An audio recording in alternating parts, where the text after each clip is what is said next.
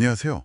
오늘 저희가 함께 좀 깊게 파고들어 볼 이야기는 왜 똑똑한 인공지능조차 완벽한 예측을 할 수 없는가 하는 점입니다. 네, 그렇죠. 관련 강연이랑 보고서 내용을 좀 보니까요. 핵심은 결국 AI가 관찰에 기반해서 배우는 방식, 그러니까 귀납적 추론의 태생적인 불확실성, 그리고 또 현재 데이터가 완벽할 수 없다는 거, 이 두 가지인 것 같아요. 맞습니다. 그래서 어쩌면 완벽한 예측이라는 게 신기루 같은 걸 수도 있다는 거죠.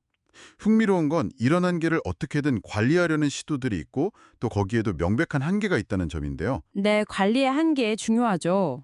이번 분석에서는 바로 이 AI 예측의 불확실성이 어디서 오는지 또 어떻게 관리되는지 그리고 그 관리의 끝은 어디인지 청취자 여러분과 함께 명확하게 이해해보는 게 목표입니다. 자, 그럼 시작하기 전에 귀납적 추론이라는 개념부터 잠깐 짚어볼까요? 이게 좀 어렵게 들릴 수도 있지만요. 네, 간단히 말해서요. 예를 들어 우리가 매일 아침 해 뜨는 걸 보잖아요. 그럼 이제 해는 반드시 뜬다 이렇게 생각하기 쉬운데 사실 내일 당장 뭐 구름이 잔뜩 껴서 안 보일 수도 있는 거고 그렇죠. 아니면 아주 극단적인 일이 생길 수도 있고요. 확률은 낮지만요. 네, 이렇게 몇몇 사례, 몇 번의 관찰만 보고 일반적인 규칙을 만드는 게 귀납적 추론인데 이게 항상 완벽할 순 없다는 거죠. 맞아요.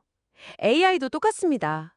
사과 사진 수천 장을 보고 사과의 규칙 같은 걸 배우지만 갑자기 한 번도 본 적 없는 이상한 모양의 과일 사진이 들어오면 당황할 수밖에 없어요. 아니면 데이터 자체가 잘못됐거나 예를 들어 뭐 오렌지 사진에 사과라고 이름표가 붙어 있으면 네, 바로 그런 거죠. 이런 지점에서 데이터의 한계가 AI 예측의 불확실성으로 곧장 이어지는 겁니다. 결국 그 귀납적 추론 방식하고 또 제한된 데이터에 의존한다는 점, 이 두 가지 때문에 본질적인 불확실성이 있다는 거군요. 네, 그렇습니다. 이게 바로 오늘 우리가 깊게 들여다볼 문제의 핵심입니다. 그럼 이 피할 수 없는 불확실성을 AI 시스템 만드는 사람들은 어떻게 다루려고 할까요? 완벽한 해결책은 아니더라도 뭐 경감책 같은 게 있다고 들었는데요. 네, 맞아요. 오류 가능성을 좀 줄여보려는 전략이죠. 크게 두 가지 단계로 접근하는데요.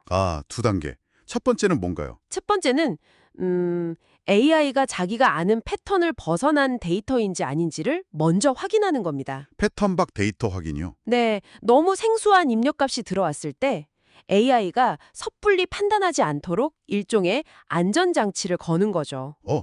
예를 들면요? 자, 예를 들어서 서로 다른 방식으로 학습된 AI 모델 9개를 중개했다고 쳐보죠. 네, 9개. 어떤 데이터가 들어왔을 때 이 9개 중에 과반수, 그러니까 6개 이상이 이건 내가 아는 패턴 안에 있는 데이터다라고 동의를 해야만 다음 단계로 넘어가는 겁니다. 다수결 같은 거네요. 그렇죠. 일종의 다수결로 좀 엉뚱하거나 위험한 예측을 1차적으로 걸러내는 필터 역할을 하는 셈이죠. 9개 중 6개 이상 동의하면 일단 내가 아는 문제라고 판단한다. 흥미롭네요. 그럼 두 번째 단계는요?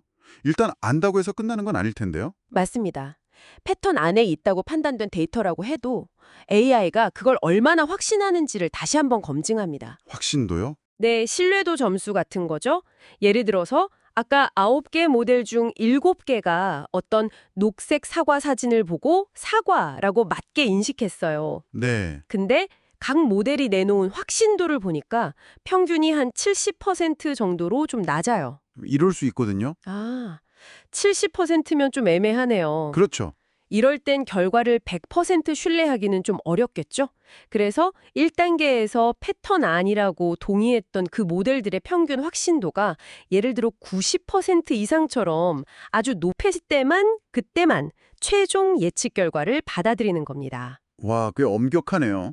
네, 이처럼 다양한 모델들이 서로 다른 관점으로 검증하고 또 엄격한 기준, 그러니까 다수결과 높은 확신도라는 이중 확인을 거치는 게 이 경감책의 핵심입니다. 다양한 모델을 통한 교체 검증, 그리고 높은 확신도 요구라 확실히 그냥 모델 하나만 쓰는 것보다는 오류를 줄이는 데 도움이 되겠어요. 네, 그렇죠. 예를 들어 폐렴 진단 AI가 이런 2단계 검증을 통과해서 폐렴 의심, 확신도 92% 이렇게 결과를 내놓는다면 의사 선생님들께는 상당히 유용한 참고 정보가 될 수 있겠네요. 네, 보조적인 역할로서는 충분히 가치가 있을 수 있죠. 하지만 이게 만능은 아닐 것 같은데요.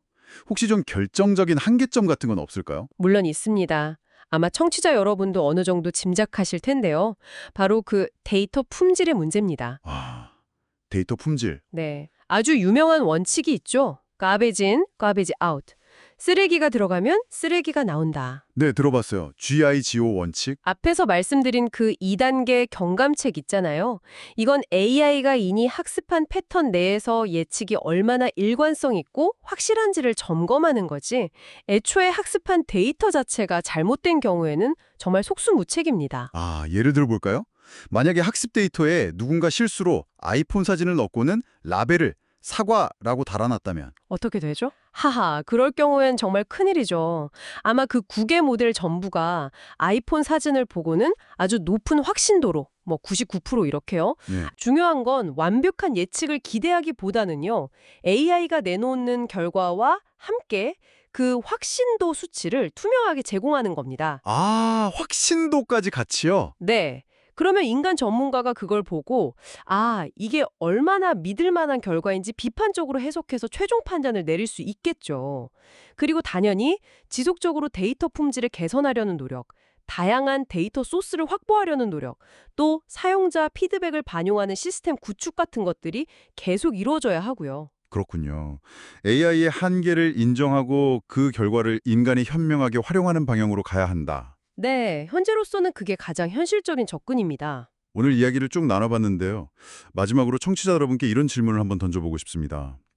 완벽한 데이터 구축이 사실상 불가능하고 또 AI가 본질적으로는 우리처럼 귀납적인 방식으로 학습한다면요. 네. 그렇다면 데이터만으로는 포착하기 어려운 어떤 미묘한 맥락이라던가 아니면 갑작스러운 예외 상황을 이해하고 판단하는 능력, 뭐랄까 인간의 상식이나 직관 같은 거 있잖아요. 그렇죠. 상식이나 직관. 이런 능력은 AI가 앞으로 아무리 더 발전한다고 해도 어쩌면 영원히 따라잡기 어려운 우리 인간 고유의 영역으로 남게 되지 않을까요?